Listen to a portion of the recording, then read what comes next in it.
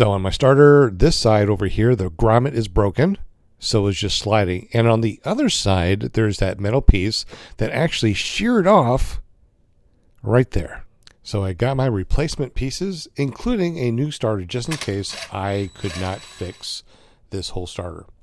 I took off the old starter, checked the flywheel, make sure it's okay, and look, the teeth are all ground down, probably because I tried to start it with those pieces that are broken. So here's my brand new starter.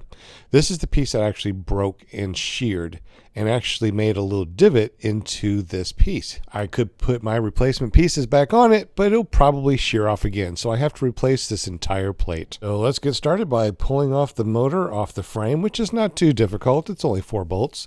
This is the new plate that I got. So I have to take off the flywheel. Unfortunately, you cannot use a socket wrench because there's nothing to grip it. So what we're going to do is we're going to use impact gun or even a hammer drill. So I'm using a 13 millimeter, and after it breaks loose, I just take off the screw. Now after you take off the screw, there is another step. You have to use a puller. Now you can get the puller from Vitarazi, or you can use just a regular motorcycle puller. Once you screw that in, all you have to do is tighten down the top bolt, and that pushes the flywheel up. And once it pops up, it comes loose like this. These flywheels are a little over $100, so make sure that you put them someplace safe, because now all we're going to be doing is taking off these 4 bolts.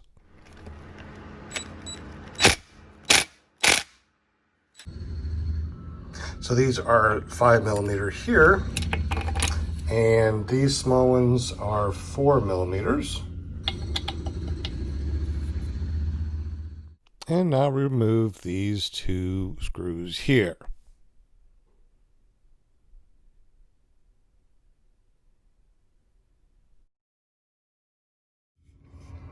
So this might take a little bit, but when it comes up like that. Okay, so what I did is I put on the hardware already. Now the only thing I need to do is take this thing off, which is the mount for this, and put it on here. I think all of these are 10 millimeters. All right, so I got red high temp RTV silicone. All I'm going to do is make a small little bead all the way around.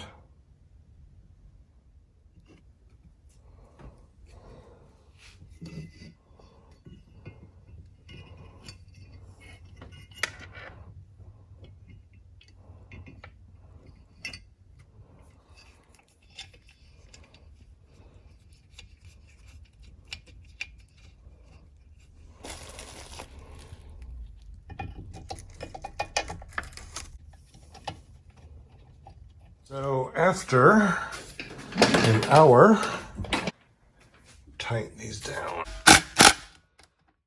So that's pretty much been the last couple of weeks in a nutshell. Today is June 9th. Tomorrow's my birthday. Put the flywheel on like that.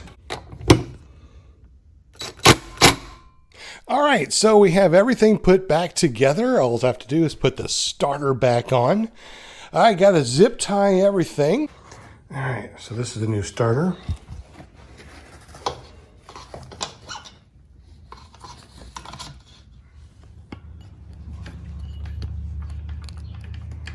So the pulley system will be connected like this, and I'm thinking somewhere on here. So I'm gonna have to figure out the right angle, size that I know that I will need because I tried it already. There are different types, different sizes rivets, and this will fit through perfectly.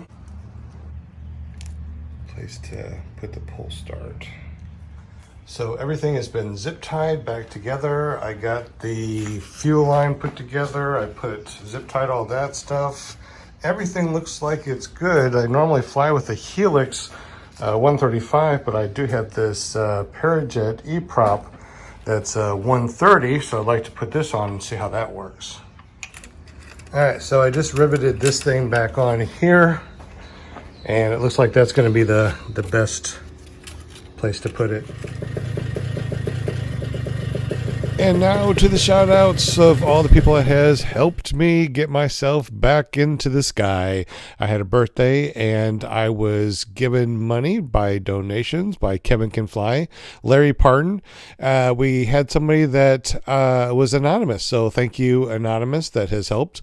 My wife helped, my mother-in-law, my mother, my friend Brian from Oklahoma, and everyone else, my friends and family that has helped me put together a little bit of money for all these repairs. Now it's time to go up in the sky and do some flying.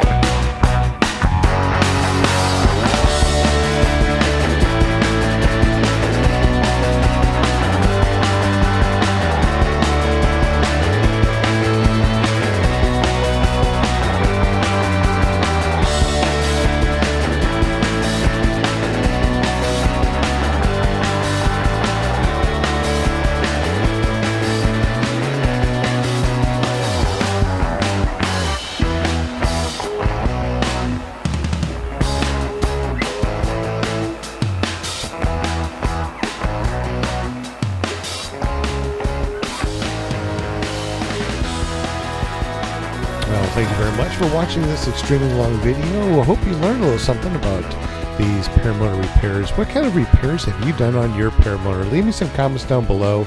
Check out my other videos. Subscribe if you haven't. And once again, thank you so much for watching. We'll see you on the next video.